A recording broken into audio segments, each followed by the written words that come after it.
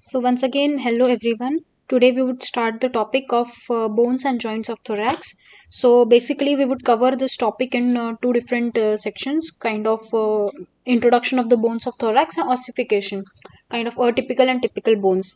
I've already explained about the typical and atypical in the bones of vertebrae. So it is kind of a same only, but still I would explain all the things. So okay, introduction as I gave to you about the bones of the thorax. So it is a osteocartilaginous cavity of a cage, but it is not only static but it is dynamic because it moves in various joints, increasing or decreasing the various diameters of the cavity for extremely important process of respiration. Okay, ये सिर्फ एक static नहीं है, dynamic movement होता है उसका, एक increasing और डिक्रीजिंग जॉइंट होता है। उसकी वजह से सॉरी वेरियस अलग अलग जॉइंट होते हैं जिसकी वजह से बढ़ने से और घटने की वजह से एक इंपॉर्टेंट प्रोसेस में हेल्प करता है, वो है रेस्पिरेशन।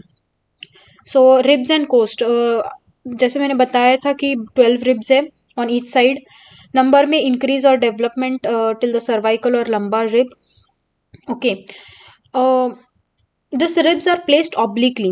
अब जब रिब केज देखा था तो ये रिब्स ऑब्लिकली प्लेस्ड थे। Okay, obliquely like upper ribs are less oblique than the lower ribs. अभी ऑब्लिसिटी जो है वो कैसी बढ़ते जाती है, मतलब from first to ninth rib it increases and from there it decreases, from ninth to 12th rib it decreases. Okay, the length of ribs, अभी ये थी oblicity की, सॉरी एक minute,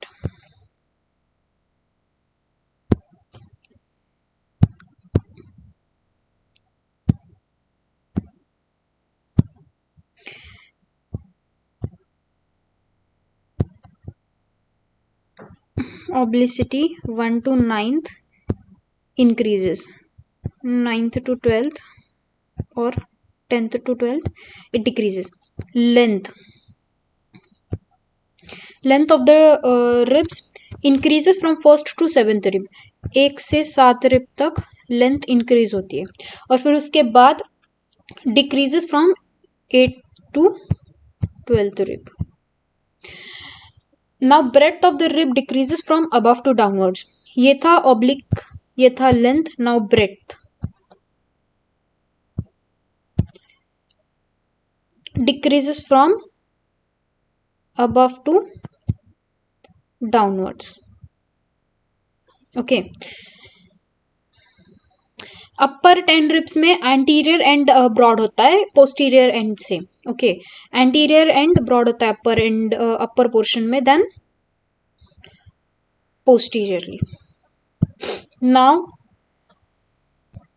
as I said in the previous video also that first 7 ribs are connected through the cartilage of the sternum, so it is called true ribs, which is also called as vertebrosternal ribs. The remaining 5 are false rib, and 8th, 9th, 10th rib which is joined next to the higher cartilage, which is also called as vertebrochondral ribs, and anterior end of the 11th and 12th ribs are free, so they are called as floating ribs or vertebral ribs. Now first 2 and last 3 ribs have special features. First 2 means first and second, first 2 ribs and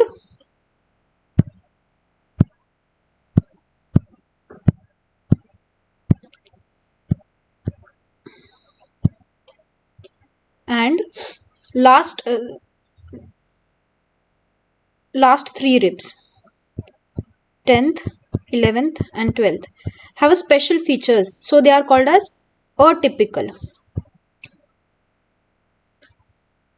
and remaining others are like 3 to 9 are typical. But how I would explain that? Okay, in this video I would explain about the typical ribs, and in next video I would explain about the ossification of the atypical rib and ossification of the costal cartilage. Okay, so in a typical rib there are like different types, like side determination, features of the typical rib, which are the attachments of the typical rib. So I would start with each topic now. So how do we determine the typical rib? First question is, how do we determine the typical rib? Now to determine a typical rib, its anterior end bends a concave depression. Okay, its See, its anterior end has a concave depression, and the posterior end bears the head, neck, and the tubercle. The anterior end bears a concave depression and the posterior end bears a head, neck, and a tubercle. The shaft is concave outward. See, this is shaft. How it is, like convex outward. Convex outward. Okay. The costal groove situated along the lower part of the inner surface. See, this is the costal groove, but where it is situated, we should be able to tell that. It is lower. See, this is the lower part, okay, of the inner surface. Now, see, just imagine this rib. This rib is anteriorly attached to the sternum. See, this is the wait a minute, I will explain.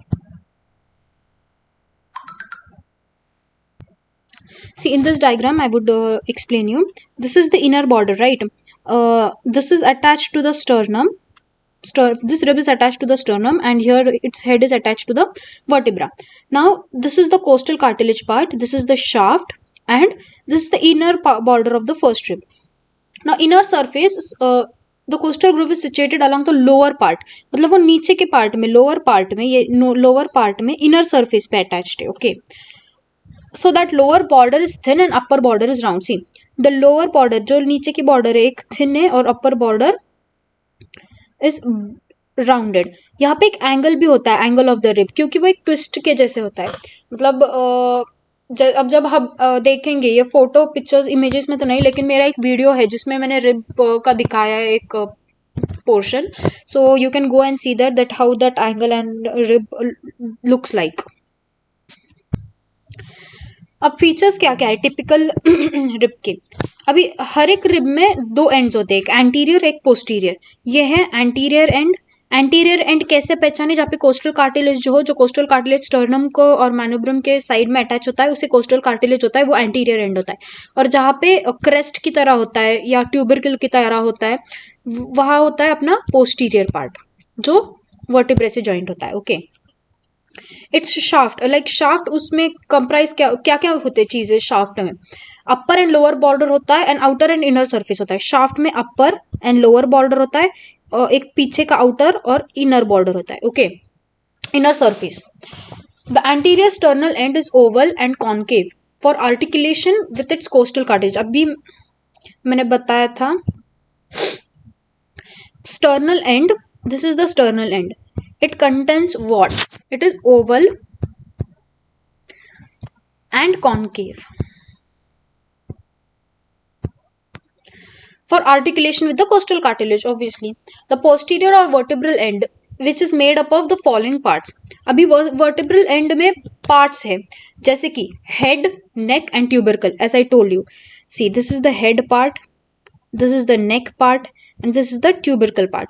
It is very important because in tubercle there are ligaments attached, or in crest, like head part, the ribs, vertebral part is attached. So head has a two facets. अभी मैंने जब thoracic vertebrae पढ़ाया था आपको, तब thoracic vertebrae में मैंने tubercles का बताया था कि कौन सा rib मतलब superior facet होता है, inferior facet होता है, और एक इनकम्प्लीट फैसेट होता है. किसी किसी रिब्स पे किसी किसी वर्टिब्रे पे फैसेट ही नहीं होता है. So that is important because this rib has a different types of facet, like smaller facet होता है, लार्ज फैसेट होता है, कंप्लीट फैसेट होता है, वैसे. So head has two facets. They are separated by crest. See, एक crest है, एक अपर फैसेट है, एक लोअर फैसेट है. See, this is upper facet, this is lower facet, which is differentiated by a crest. The lower large facet articulates with the body of the numerically corresponding vertebrae, while the upper smaller facet articulates with the next higher vertebrae. अभी ऐसा जरूरी नहीं है कि यहाँ पे एक अगर वर्टिब्रल बॉडी हो, यहाँ पे वर्टिब्रल बॉडी हो, तो ये पूरा का पूरा फैसेट एक ही वर्टिब्रल बॉडी पे जॉइंट हो. नहीं, किसी सी, it can happen like here is a one vertebral body, here is another vertebral body of the thoracic vertebrae. So this upper is articulated on the upper thoracic vertebral body and lower is attached on the lower thoracic vertebral body. So Now neck lies in front of the transverse vertebrae. Here, transverse process, here is the vertebrae, here would be the transverse process, the neck part is lies in front of the transverse process. Now it has two surfaces and two borders. Neck has two surfaces and two borders. Two surfaces are anterior and posterior, and two borders are superior and inferior border, okay, of the neck. The anterior surface of the neck is smooth. See this anterior part which is inside, we cannot see that, so that is smooth. Anterior part of the neck is smooth and posterior part of the neck is rough.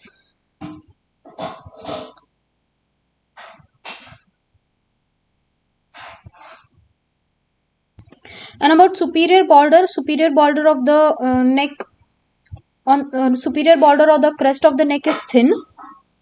See, superior border or the crest of the neck is thin and inferior border is rounded, okay. The tubercle is placed on the outer surface of the rib at the junction of the neck and the shaft. Like outer surface of the rib is there, the tubercle, this is the tubercle, it is located on the outer surface of the neck and at the junction of the neck and the shaft. Its medial part, it is articulated and forms the costotransverse joint. Like it articulates with the transverse process, so it is also called as costotransverse joint with the transverse process of the vertebrae. The lateral part is non-articular. The lateral part of the tubercle, it does not articulate with anything.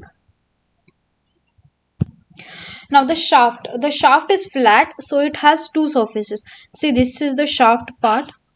This is flat, so it has two surfaces, the outer and inner, and two borders, which is upper and lower, as I already told, and it has a convexity outward. See, we have seen the rib from the anterior, like front side of the left side rib. This is the left side rib, so it is a typical rib of the left side. Now this is the oblique view from the behind of a typical rib. In this you can see,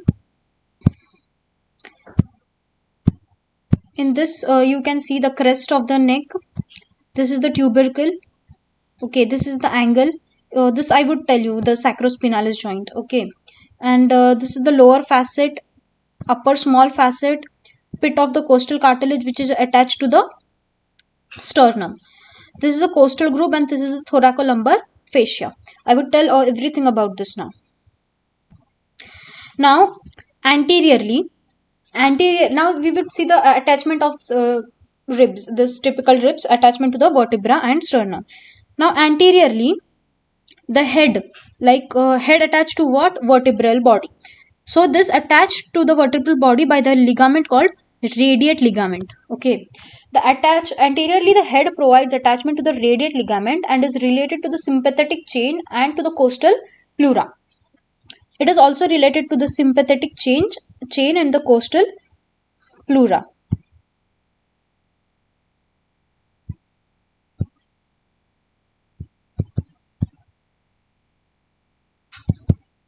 Okay. Now the crest of the head provides attachment to the intra-articular ligament of the costovertebral joint. Now the crest, wait a minute.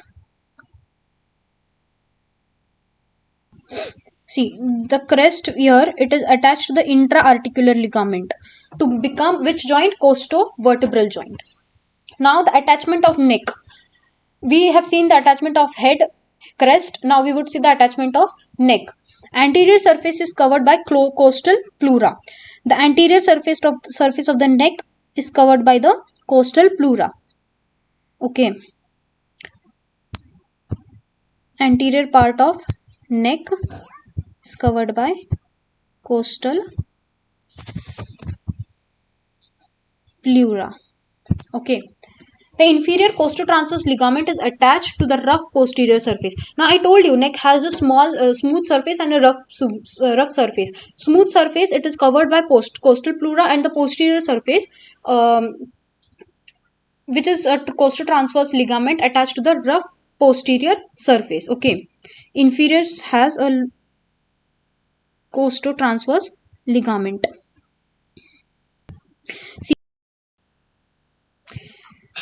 So its inferior costotransverse ligament is attached to the rough posterior surface of the neck.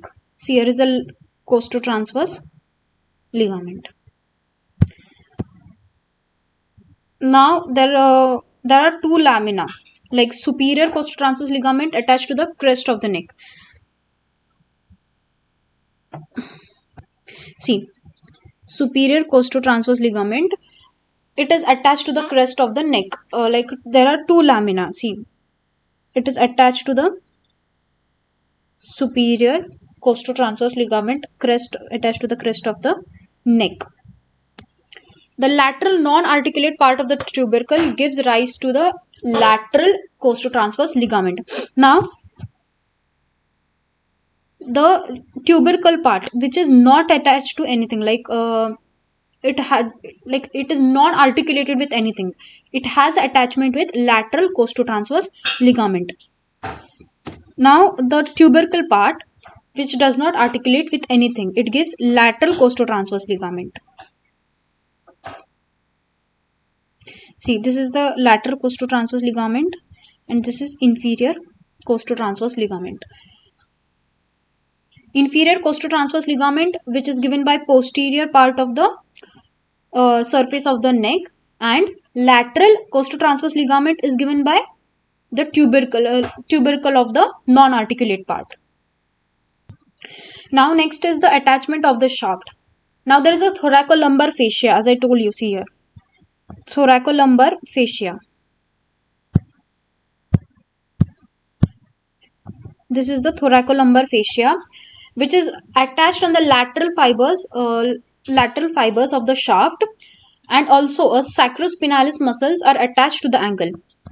See, thoracolumbar fascia is attached on the lateral fibers of the sacrospinalis muscle are attached to the angle. Now to the medial angle, the levator costae and the sacrospinalis are attached.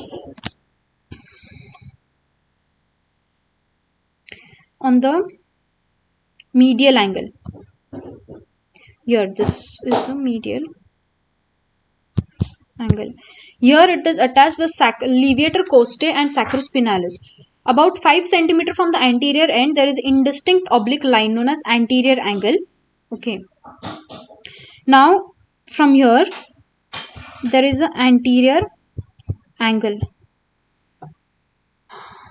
which separates the origin of the external oblique from the serratus anterior in the case of 5th to 8th rib. Now keep remember this, the anterior angle which separates origin of two muscles, external oblique muscle from serratus anterior in the case of 5th to 8th ribs. Okay, from 5th to 8th ribs, there is an anterior angle which is located about 5 cm, 5 cm from the medial angle.